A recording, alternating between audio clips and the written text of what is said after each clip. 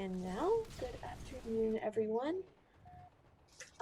Today I don't have much in terms of announcements or anything, but we have kind of talked about a lot this week, and um, so I just kind of want to reiterate what we've talked about this week to make sure we're all on the same page, and then we'll jump into our review ASAP so we can go ahead and get that over with.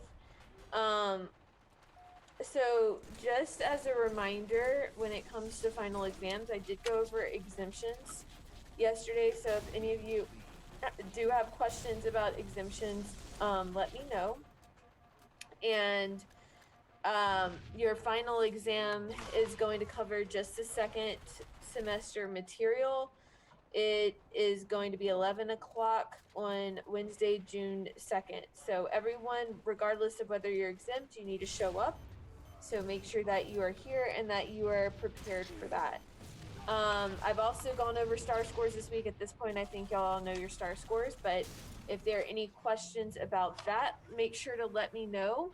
And then I think my last reminder is just to know that today is the last day I'm taking missing work. And so what that means is you all need to go into that 4-cycle missing work full complete what you have not already completed. So that is for today by midnight. So make sure to update me no later than then so I can input those grades. So today, like we're going to Ben, today we're going to go over the Cold War, and I'm going to try to have like 20 minutes left at the end of class so that any of you have missing work, you'll have time to work on that as well. So does anyone have questions for me? Like I said, there's several things we talked about this week: the final exam schedule, exemptions, missing work, star scores, summer school, all these things. Does anyone have questions about any of those things or anything that you need to just clarify? You come here and you go to summer school and then you take the start. I'm not sure what room you go, but you come to Holmes. So I'm just getting questions about summer school from students in my classroom. If you're coming to summer school, it is on campus in person at Holmes. I don't know the exact building. They'll tell you when you check in. But you will be learning from 8 o'clock to 2:30, or 8:30 to 2 o'clock, I should say, from June 7th to June 18th, only Monday through Thursdays, not on Fridays. And then the STAR test is going to be that following week. So that's for anyone who summer school is relevant for. That's for all the subjects, yeah. So I'm not sure how it works if you need multiple subjects for that. I'm not sure. That's a question to contact the school about. So if you have more questions about summer school, definitely call the front office. But yes, those are going to be the dates, the 2 weeks following when school gets out, and then your star retakes are going to be the week after that, between the 22nd and the 25th. And yes, I answered this yesterday. This question keeps coming up. If we're exempt, do we have to do the review? Yes, you have to do the reviews. That is expected of you this week. Exempt or not exempt. All right, so I think that is it. So let's go ahead and jump into it. And if anyone else has questions at any point, feel free to type it in the chat and I will get back to you. But you know, this week is all going to be formatted the same: videos, questions. Ben, you need to be getting up your laptop, please. I don't know what you're doing. Come on. But we're going to be looking at videos and answering questions based off of the video. This is going to cover the basics of the Cold War, and it's John Green, and I'm going to I'm gonna apologize in advance. It's a Crash Course US History video. I don't think if y'all seen it. Sometimes he's like a little bit overly goofy and he talks a little bit too fast, in my opinion. But it still gets forward the important information. So I'm sorry if he annoys you because he does kind of annoy me, but it still goes over the basics of the Cold War. So what we're looking at in that video is stuff like the Iron Curtain. These are questions that are going to be asked on your Google form. It's going to ask you like, what was the Iron Curtain? Why was the Berlin Airlift, or why was the Berlin Wall created? What is containment policy? Who won the Cold War, if you want to call it that? Um, what what about the nuclear arms race? All these things are covered within this video. So I want to emphasize though that the Cold War is so much more than just like containment policy and trying to prevent the spread of communism and all that good stuff. The Cold War really defines what is going to be on your exam, which is the second semester, because so much stuff relates to it. The Korean War is a result of the Cold War because we're trying to contain communism by preventing it from spreading into South Korea. Same thing with the Vietnam War. Here at home, there's the Red Scare, paranoia about communism, and kind of in response to that paranoia is also a hippie movement, um, which is emphasizing the need for love and not war. So it really is shaping everything from our foreign policy and things we're getting into abroad to our domestic policy and how people are acting. Um, and it carries on all the way from pretty much the end of World War II to the 1990s. So, in other words, it's pretty much all of modern America, except for that little bit, that week or two that we covered after 1990. And so that means that, you know, we're not necessarily going to go deep into the Cold War or sorry, not the Cold War, but the Vietnam War, or, you know, Nixon's policy of detente or Reagan's Cold War policies. We're not going that much in depth on this stuff. We're just covering the bare bones these days because we've done the hard work before. So don't forget to go back and review to fill in the gaps. Okay. But with that said, let's go ahead and get into our review video. If you have not been here, if you've been absent, we have a new folder called Exam Review. It's this yellow folder. And of course, we're on Wednesday. And I have the video attached that we're getting ready to watch. And these are the questions on the Google form. I kind of went over what the questions are about, and you need to make sure to have it up because today's a little tougher. I only have one multiple choice question, and the rest are short answers. So you're going to have to be listening and typing in complete sentences in order to complete this Google form. So please make sure that you're getting this up right now. I'm going to pause slash fill about 30 more seconds of time with me talking so that you guys can get here. But yes, it's just going over everything directly from the video. So if you are listening and you're listening closely, you need to be typing as you listen so that you can just go ahead and submit this after the video's over. And of course, if there's something that you're not hearing in the video, then you can ask me afterwards as well. Any questions before I begin? I see something in the chat. Benjamin. Ben. Turn off the music and get on Zoom, please. What is going on with you?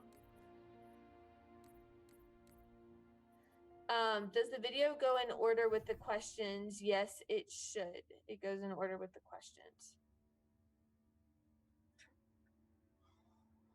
Okay, so let's go ahead and get over there.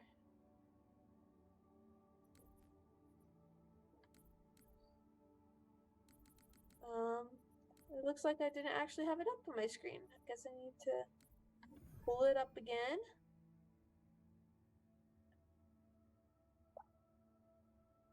I'm gonna slow it down a little bit for you all because he talks a little bit too fast for my liking.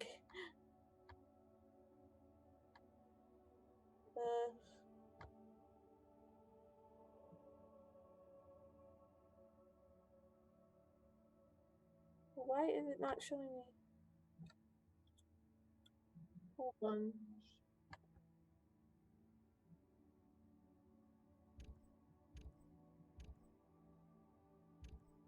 Most of the time it lets me slow it down. I might not be able to. I'm not sure why.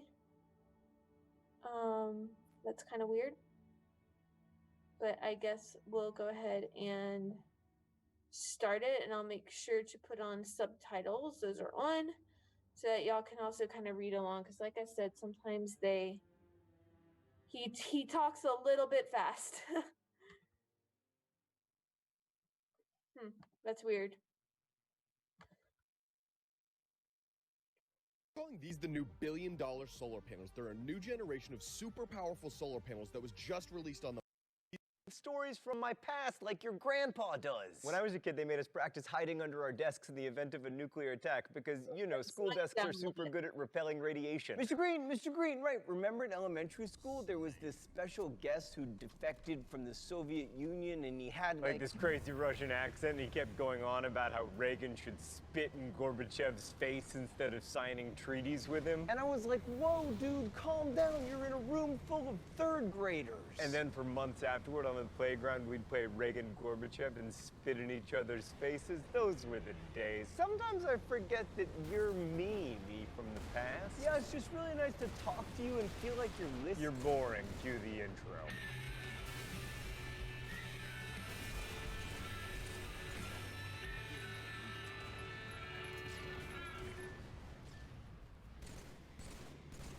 So the Cold War was a rivalry between the USSR and the USA that played out globally.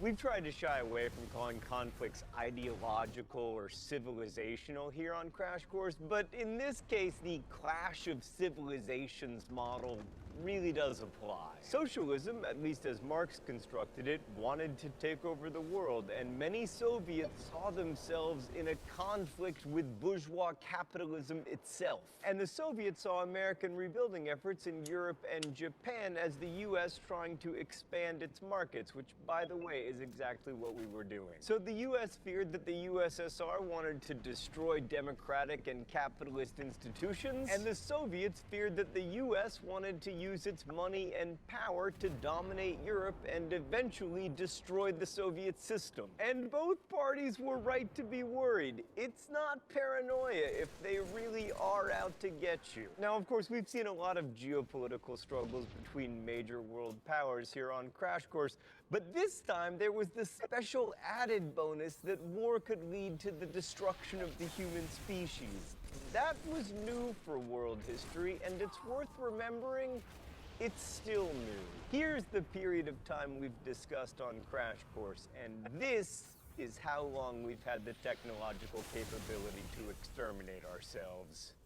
So that's worrisome. Immediately after World War II, the Soviets created a sphere of influence in Eastern Europe, dominating the countries where the Red Army had pushed back the Nazis. Which is why Winston Churchill famously said in 1946 that an Iron Curtain had descended across Europe. While the dates of the Cold War are usually given between 1945 and 1990, a number of historians will tell you that it actually started during World War II.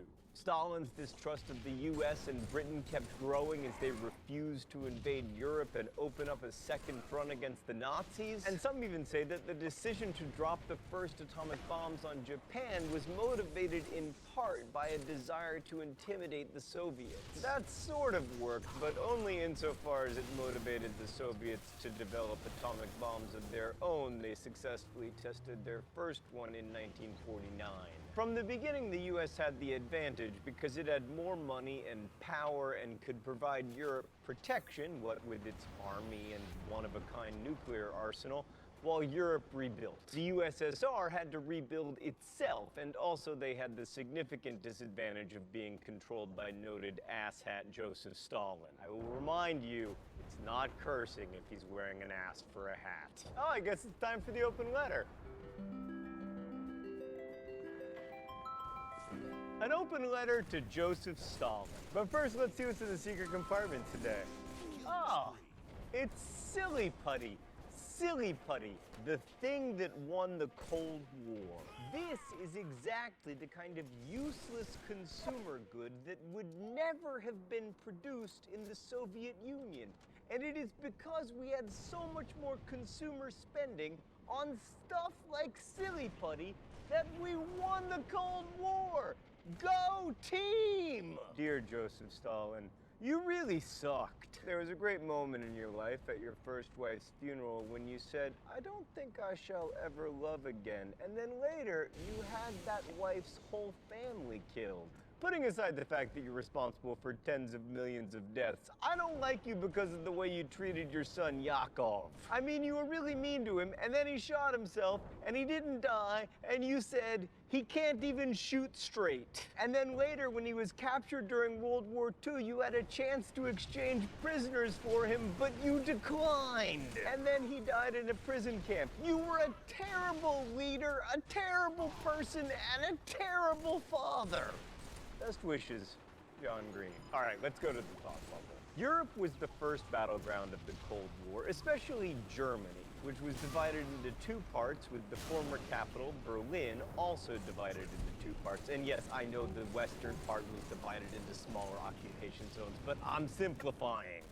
In 1948, the Soviets tried to cut off West Berlin by closing the main road that led into the city, but the Berlin airlift stopped them. And then in 1961, the Soviets tried again, and this time they were much more successful, building a wall around West Berlin, although it's worth noting that the thing was up for less than 30 years. I mean, Meatloaf's career has lasted longer than the Berlin Wall did.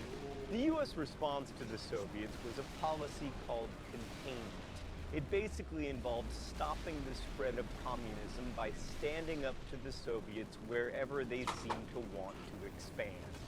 In Europe, this meant spending a lot of money. First, the Marshall Plan spent $13 billion on rebuilding Western Europe with grants and credits that Europeans would spend on American consumer goods and on construction.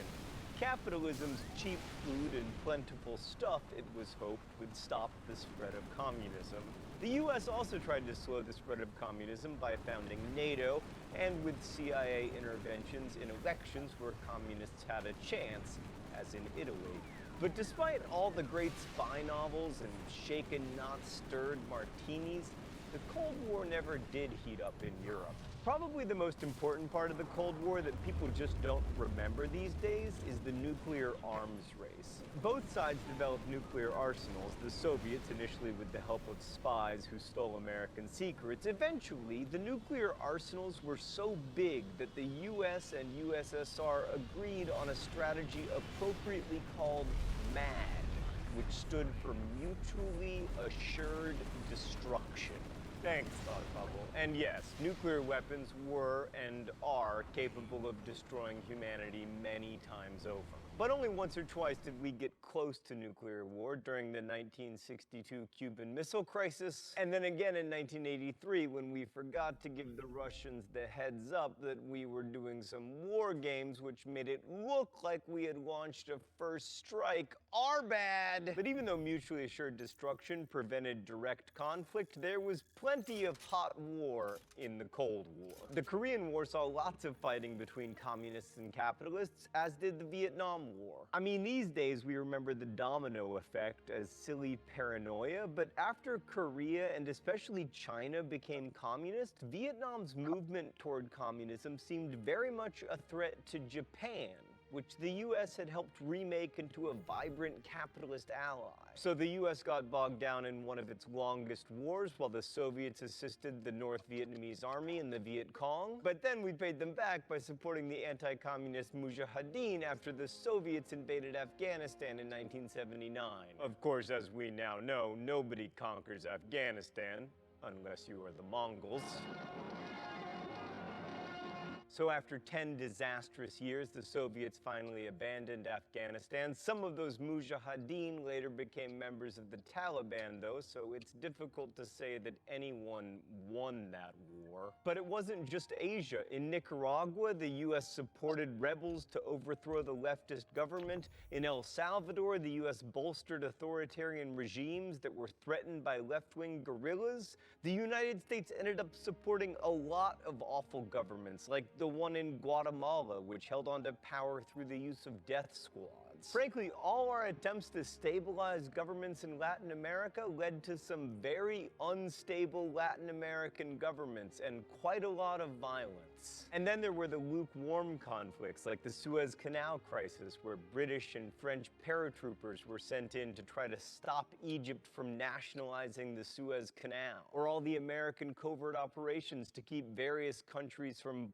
falling to communism. These included the famous CIA-engineered coup to overthrow Iran's democratically elected Prime Minister Mohammad Mossadegh after his government attempted to nationalize Iran's oil industry, and the CIA helping Chile's General Augusto Pinochet overthrow democratically elected Marxist President Salvador Allende in 1973. And lest we think the Americans were the only bad guys in this, the Soviets used force to crush popular uprisings in Hungary in 1956 and in Czechoslovakia in 1968. So you may have noticed that our discussion of the Cold War has branched out from Europe to include Asia and the Middle East and Latin America, and in fact almost every part of the globe was involved in some way, with the planet being divided into 3 worlds. The first world was the US, Western Europe, and any place that embraced capitalism and a more or less democratic form of government. The second world was the Soviet Union and its satellites, mostly the Warsaw Pact nations, China and Cuba. The third world was everyone else, and we don't use this term anymore because it lumps together a hugely diverse range of countries. We'll talk more about the specific economic and development challenges faced by the so-called third world countries, but the big one in terms of the Cold War was that neither the US nor the Soviets wanted any of these countries to remain neutral. Every nation was supposed to pick sides, either capitalist or communist, and while it seems like an easy choice now, in the 50s and 60s it wasn't nearly so clear. I mean, for a little while it seemed like the Soviets might come out ahead, at least in the third world. For a while, capitalism, and especially the United States, seemed to lose some of its luster. The US propped up dictatorships, had a poor civil rights record, we sucked at women's gymnastics, plus the Soviets were the first to put a satellite, a man, and a dog into space. Plus, Marxists just seemed cooler, which is why you never see Milton Friedman t-shirts. Until now, available at dftba.com. I like that, Stan, but I'm more of a centrist. Can I get a Keynes shirt? Yes! Now that's hot. But Soviet socialism did not finally prove to be a viable alternative to industrial capitalism. Over time, state-run economies just generally don't fare as well as private enterprise, and people like living in a world where they can have more stuff. More importantly, Soviet policies were just bad. Collectivized agriculture stymied production and led to famine, suppression of dissent and traditional cultures made people angry, and no one likes suffering the humiliation of driving a Yugo. But why the Cold War ended when it did is one of the most interesting questions of the 20th century. It probably wasn't Ronald Reagan bankrupting the Soviets, despite what some politicians believe. The USSR had more satellite states that it needed to spend more to prop up than the US had to invest in its allies, and the Soviet system could never keep up with economic growth in the West. But probably the individual most responsible for the end of the Cold War was Mikhail Baryshnikov.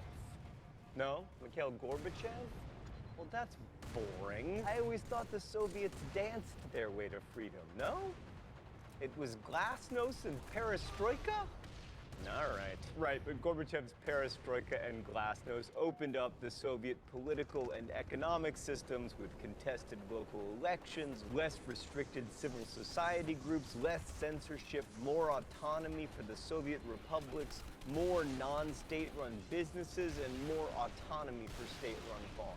Glasnost, or openness, led to more information from the West, and less censorship led to a flood of criticism as people realized how much poorer the Second World was than the First. And one by one, often quite suddenly, former communist states collapsed. In Germany, the Berlin Wall came down in 1989, and East and West Germany were reunited in 1990. In Poland, the Gdansk Dock Workers Union Solidarity turned into a mass political movement and won 99 of the 100 seats it was allowed to contest in the 1989 election. Hungary held multi-party elections in 1990. The same year, mass demonstrations led to elections in Czechoslovakia. In 1993, that country split up into Slovakia and the Czech Republic, the happiest and most mutually beneficial divorce since Cher left Sunny. Of course, sometimes the transition away from communism was violent and painful. In Romania, for instance, the communist dictator Ceausescu held on to power until he was tried and put before a firing squad at the end of 1989, and it took until 1996 for a non-communist government to take power there. And in Yugoslavia, well, not so great. And in Russia, it's a little bit Putin-y. Yeah! Putin! But just 20 years later, it's hard to believe that the world was once dominated by two superpowers held in check by mutually assured destruction. What's really amazing to me, though, is that until the late 1980s, it felt like the Cold War was going to go on forever. Time seems to slow as it approaches us, and living in the post-Cold War nuclear age, we should remember that the past feels distant, even when it's near, and that the future seems assured, even though it isn't. Thanks for watching. I'll see you next week. Crash Course is produced and directed by...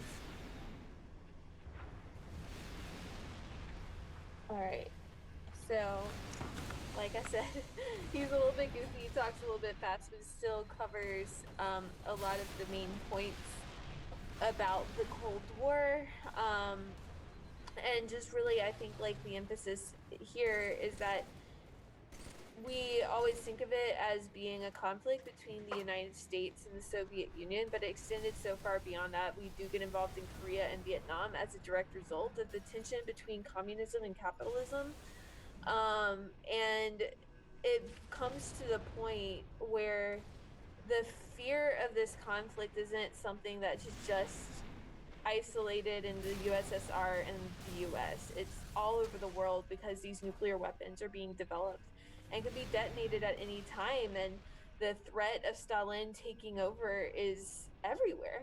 And so pretty much if you lived in this time period, that it was, if you lived in this time period, it was something that was very much on your mind.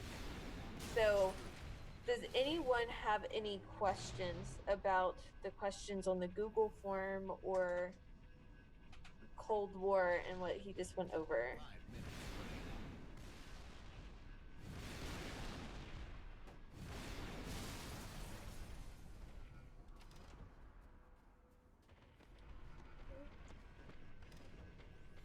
Did either side really win?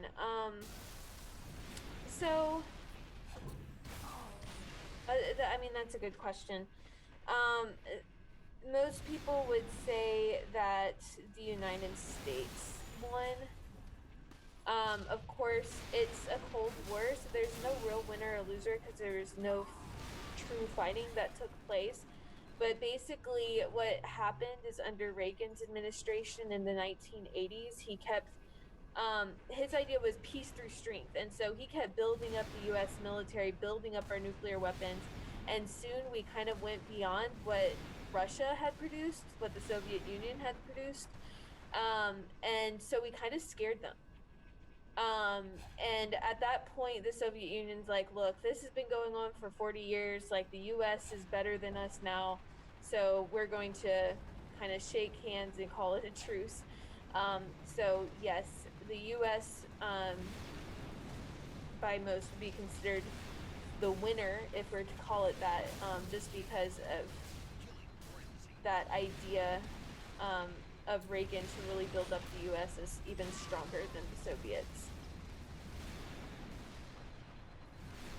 Any other questions? Feel free to ask. I can go over this stuff. I know I know he is like slightly obnoxious, so I am happy to help.